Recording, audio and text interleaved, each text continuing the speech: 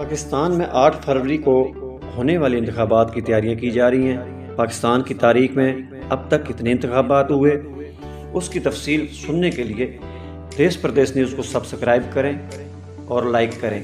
آزادی سے پہلے 1935 کے ایکٹ کے تحت 1946 میں عام انتخابات ہوئے۔ قیام پاکستان کے بعد پاکستانی علاقوں سے منتخب اراکین اسمبلی پر مشتمل دستور ساز اسمبلی وجود میں آئی، جن کی تعداد 69 تھی۔ ان اراکین اسمبلی کو صوبائی اسمبلی کے اراکان نے متناسب نمائندگی کی بنیاد پر منتخب کیا تھا۔ 1946 کی صوبائی اسمبلیوں کے انتخابات محدود رائے دہندگی کی بنیاد پر ہوئے تھے۔ حکومت نے بہاولپور، پختونخوا، خیرپور اور بلوچستان سے 4 ارکان نامزد کیے۔ 1949 میں صوبائی اسمبلیوں نے دستور ساز اسمبلی کے لیے 6 مزید ارکان منتخب کیے اور اراکین اسمبلی کی کل تعداد 79 ہو گئی، جن میں سے 31 وکیل، 27 زمیندار، 9 تاجر اور 12 پروفیشنل تھے۔ مارچ 1951 میں پاکستان میں پہلی بار بالغ رائے دہی کی بنیاد پر صوبائی اسمبلیوں کے انتخابات ہوئے۔ پنجاب میں 50% ووٹرز نے حق رائے دہی استعمال کیا۔ ان انتخابات میں مسلم لیگ نون نے 197 میں سے 143 نشستیں حاصل کیں، جبکہ اسے مشرقی پاکستان میں صرف 10 نشستیں حاصل ہو سکیں۔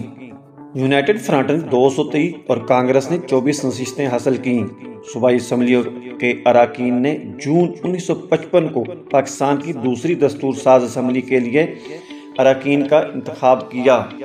1960 میں صدارتی انتخابات ہوئے، جن میں 75,283 بی ڈی اراکین نے حق رائے دہی استعمال کیا اور جنرل ایوب خان پاکستان کے صدر منتخب ہو گئے۔ بی ڈی ممبران نے 1962 میں اراکین قومی اسمبلی کا انتخاب کیا، جن کی تعداد 156 تھی، جن میں 6 خواتین شامل تھیں۔ 1965 میں جنرل ایوب خان اور مادر ملت فاطمہ جناح صاحبہ کے درمیان صدارتی معرکہ ہوا۔ بی ڈی ممبران نے ووٹ ڈالے، جس میں جنرل ایوب خان نے 49,700 اور مادر ملت نے 28,345 ووٹ حاصل کیے۔ اس کے بعد پاکستان کی تاریخ کے پہلے براہ راست بالغ رائے دہی کی بنیاد پر انتخابات 1970 میں ہوئے۔ اس الیکشن میں حصہ لینے والی سیاسی جماعتوں میں مشرقی پاکستان میں عوامی لیگ اور مغربی پاکستان میں پاکستان پیپلز پارٹی نے میدان مار لیا۔ عوامی لیگ نے 160، پیپلز پارٹی نے 81، پی ایم ایل کیوم گروپ نے 9، پی ایم ایل کونسل نے 7، نیب 6، جے یو آئی نے 7 نشستیں حاصل کیں۔ مغربی پاکستان میں ذوالفقار علی بھٹو نے اقتدار سنبھال لیا۔ اپنے قومی خدمات کی بنیاد پر وہ اس قدر خود اعتماد تھے کہ انہوں نے آئینی مدت ختم ہونے سے 1 سال پہلے نئے انتخابات کا اعلان کر دیا۔ 1970 کے انتخابات میں پاکستان پیپلز پارٹی کی جیت کے بعد ان کے مخالف جماعتوں نے 1970 کے انتخابات میں پی این اے کے پرچم تلے جمع ہو گئیں۔ پیپلز پارٹی نے قومی اسمبلی کی 155 نشستیں جیت کر 2/3 اکثریت حاصل کر لی۔ پی این اے کو 36 نشستیں مل سکیں۔ اپوزیشن نے انتخابی نتائج کو تسلیم کرنے سے انکار کر دیا اور احتجاج شروع کر دیا۔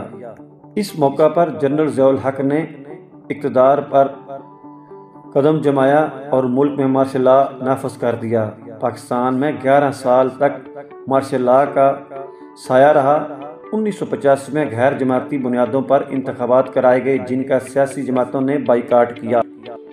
نومبر 1988 کے انتخابات سے پہلے جو حالات تھے، اس کے بعد پاکستان پیپلز پارٹی نے 93 نشستیں یعنی 93 نشستیں حاصل کر لیں، جبکہ آئی جے آئی کو 54 نشستیں مل گئیں۔ ایم کیو ایم 13 اور 40 آزاد امیدوار کامیاب ہوئے۔ بے نظیر بھٹو شہید کی پاکستان کی پہلی خاتون وزیر اعظم منتخب ہوئیں۔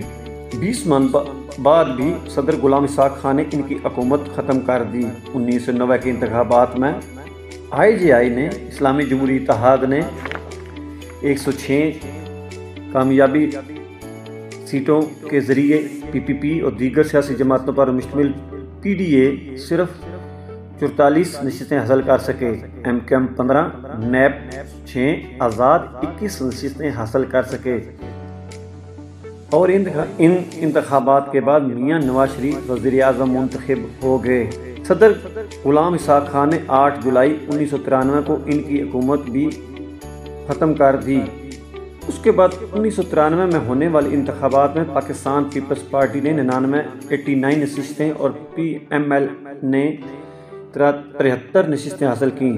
پی ایم ایل جو نے 6 اور آزاد امیدواروں نے 15 سیٹیں حاصل کیں اور محترمہ بے نظیر بھٹو دوسری بار وزیر اعظم منتخب ہو گئیں۔ اس وقت کے صدر فاروق خان لوگھاری نے 58(2)B کے تحت پاکستان پیپلز پارٹی کی حکومت ختم کر دی اور سینئر رہنما ملک معراج خالد کو نگران وزیر اعظم بنا دیا گیا۔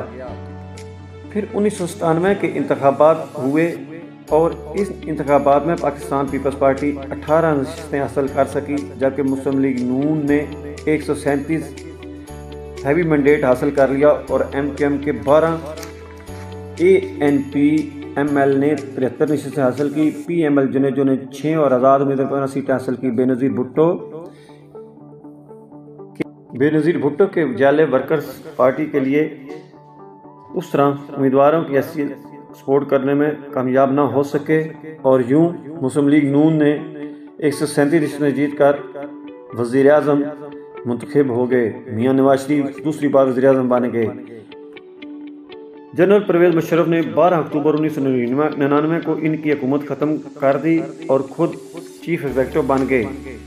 پھر 2002 کے انتخابات میں پی ایم کیو نے 118 نشستیں حاصل کی، پاکستان پیپلز پارٹی نے 81 نشستیں حاصل کی، پی ایم ایل این کو 18 اور ایم ایم اے کو 60 نشستیں مل گئیں۔ ایم کیو ایم نے 17، نیشنل الائنس نے 16 نشستیں حاصل کیں اور اس طرح جوڑ توڑ کے بعد میر ظفر اللہ جمالی وزیر اعظم پاکستان مسلم لیگ کے ممبر کی حیثیت سے منتخب ہو گئے۔